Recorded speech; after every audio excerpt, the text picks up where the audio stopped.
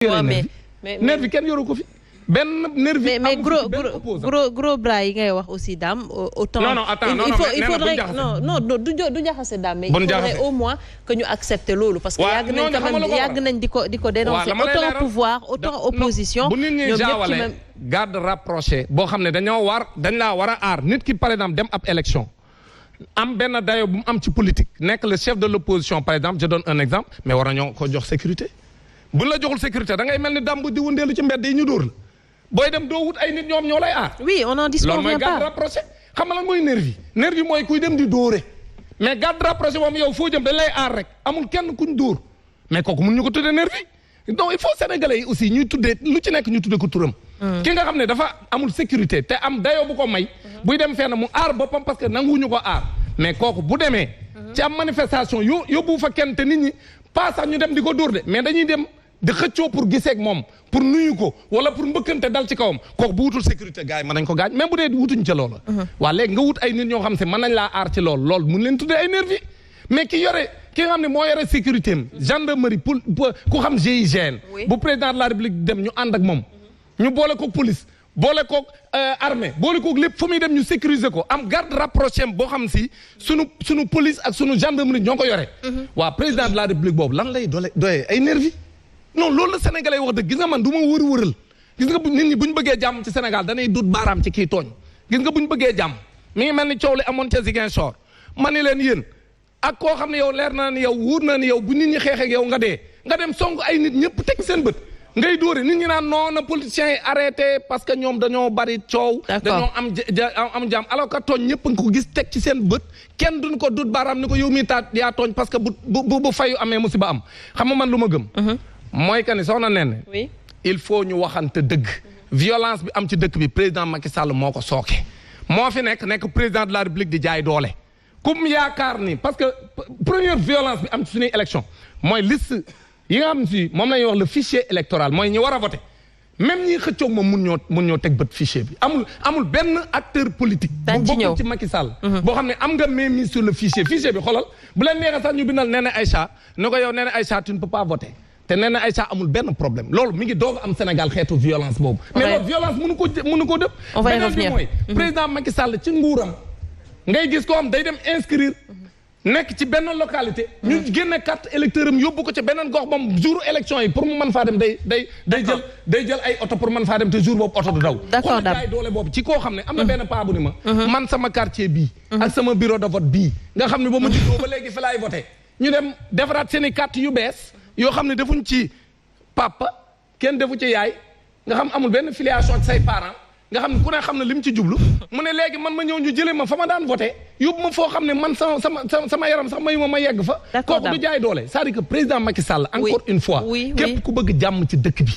da nga naan Macky Sall jaay dooleem bii mu nekk nii na ko arrêté. parce que li fi andi ca jaay doole bii. moom moo ko fi andi parce que keneen def fi luy nuroog mbirum violence kon président Macky Sall li ma jàpp mooy. moom psychologiquement gëmul ni moom mooy président de la République parce que président de la République da ngay élevé wu au-dessus de la mêlée maanaam bu nit ñi nekkee ci ay jàppante yu ñàkk fayda yow kenn waru la cee dégg mais bu fekkee yaa koy jiite man jàpp naa ne mérité woo jiite sénégalais yi. te président Macky Sall loolu la wone. d'accord képp kuy wax dëgg da ngay dut baaraam ci kii tooñ kenn tooñu fi ku dul président Macky Sall ak ñi mu àndal. ñoom ñoo nekk di def leen neex léegi nag gars yi ñeme leen parce que bu leen ñemul dañ leen rey moo tax il faut ñeme leen. man d'accord na ma ñoom nekk fi ay année naan ko mu arrêté. nekk fi ay année di douter ndax président la déet xam naa loolu moom xaw na doy waar mais avant may ñëw parce qu'il faudrait que ñu waxu mécanisme yi pour par rapport ak cette violence peut-être jox Serigne Saliou ak professeur ñoom itamit ñu analyser rapidement ces propos du chef de l'État avant ñuy dugg ci élection yi carrément.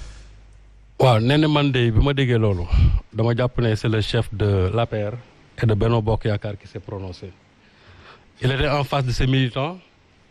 donc ñu gonflé ko avec ses griots bien sûr yu ko dar parce que sax maa ngi dégg un de ses griots naan ko doo ragal bon le président s'est gonflé ensuite il a dit cela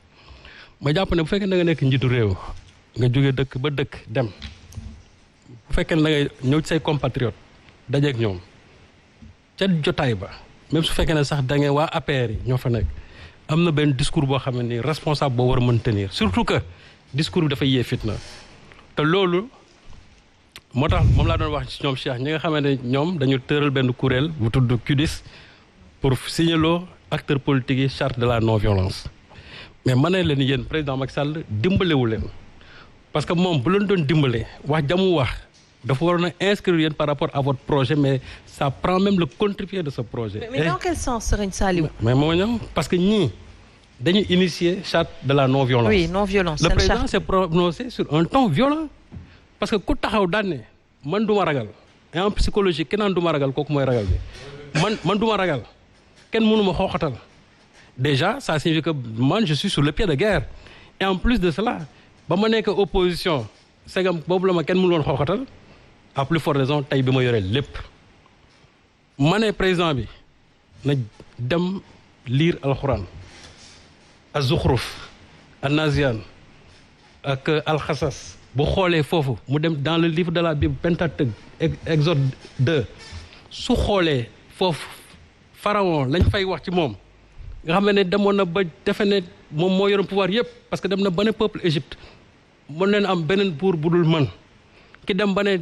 ndox meeg lii daw fii yëpp man maay borom te ndox moom moo ko mujj sànq waaw mu ngoog donc ki dem ba wax loolu lépp xëy yow la nga waxoon ne yaa ko moom loolu moo la mujj sànq kooku ku jàngat loolu da nga war a toogaat xam ne le pouvoir humain est éphémère c'est-à-dire tey maa yore armée maa yore gendarmerie maa yore police maa yore lépp maa yore keesu état bi loolu day xëy jeex Ben Ali yoroon na ko fi jeex na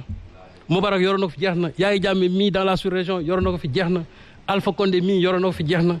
moom pouvoir bu mu mën a yore c'est un pouvoir éphémère na dellusiwaat te moo wax sama doom bay As yow wax léegi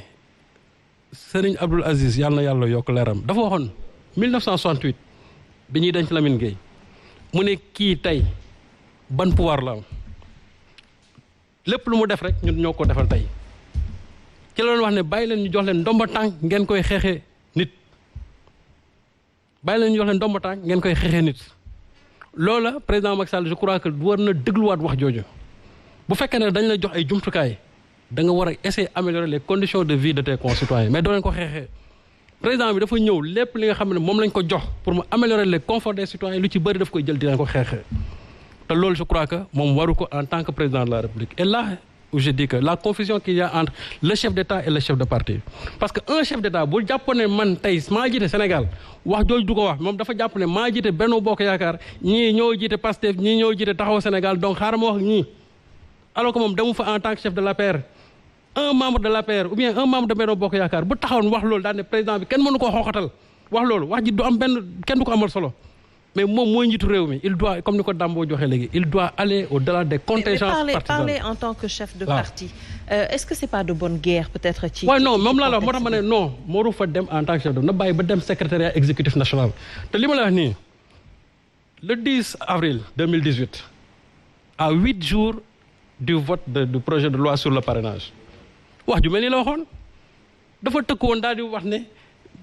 loi sur le parrainage bii ngeen bëgg ko ngeen bañ ko dañ koy voté te c'est-à-dire ku fi bougé ñu dal sa kaw te pourtant quelques jours auparavant ba mu demee woon seeti le khalife général des Layènes yàlla yokk leeram waxoon dafa wax joo xam ne wax juy doon defar la moo tax ma ne moom bu waxee wax juy defar day ñëw waxaat wax juy yàq mënoo nekk initiateur d'un dialogue politique nga bëgg a xëy la nga doon wax ci dialogue parce que un dialogue politique c'est un comportement permanent c'est pas l'instant de quelque ay ndaje di déedéet c'est-à-dire à travers le chef de l'État ce dialogue politique là dafa nekk quelque chose de très actif. Un dialogue politique qui était une grosse farce pour certaines personnes. Mais moi je l'ai toujours dit ici man boo seetloo man sama discours j'ai toujours été constant wax naa la fait dara du fa jóge wax naa la fait la fa am simulacre la mais du dialogue politique te l'histoire me donne raison aujourd'hui. En réalité, le président... Il y a eu quand même des points de consensus. Non. Franchement, je t'avais dit que point de consensus, c'est-à-dire qu'il la fa essentiel, on ne l'a pas dit. Les gens vont nous dire 25 points. Demandez, les seuls points, c'était les points fondamentaux, les gens n'en ont pas du tout parlé. On est passé à côté de l'essentiel. Ça, c'était une parenthèse. Pour le soir, le président, il a toujours un discours guerrier. Son chant, je ne sais pas, le Ouatchatchala, c'est un discours guerrier. Méfiez-vous, je ne sais pas, du lion qui dort, ça c'est un discours guerrier. Abdoulaye Wade ci jamonoom demoon na bi ñuy def assises nationales yi daf laan wax ne moom amul opposition c'est des gens frileux mais gis nga ni ko 23 juin bettee parce que jàppoon na ne nit ñi egsi wuñu woon foofu te le problème c'est pas l'opposition le problème c'est le peuple sénégalais. moo tax ma ne le président Macky Sall il doit être très prudent dans ses discours. C'est-à-dire mënoo di wax nit ñi chaque fois ñëw leen à la paix alors que yow sa wax chaque fois buñ ko analyser c'est-à-dire il y a des germes de violence qui sont semés là-dedans te là aussi cher yéen ñi nga xam ne yéen ay yore CUDIS je crois que bu leen xaar ba ay conséquences am ngeen door wax bu fekkente ne dafa am benn charte bu ngeen di tëral man ci li ma leen di digal moo de ku def déclaration yu mel nii keroog bi ko chef de l'État defee le lendemain man jàppoon naa ne da ngeen waroon a génne yéen seen benn communiqué ne wax ji ñaawlu nañ ko su ko Ousmane Sonko xëyee def Khalifa Sall def ko Barthélémy Dias def ko ngeen ne ñaawlu nañ wax ji mais bu ngeen bàyyi ba confrontation am ngeen door a commencé daan ne yow yaa tooñ yow tooñuloo def jugement de Salomon loolu su boobaa aussi ça ne fait que envenimer la violence mais du ko kii yéen da ngeen a am charte boo xam moom ngeen tëral charte bi man mën naa wax ne charte bi sax c'est un plus rek mais toutes les lois de ce pays bu ñu ko respecté charte sax du am waaw charte sax du am mais comme que c'est une bonne initiative non waaw moom laa la moo tax ma ne comme que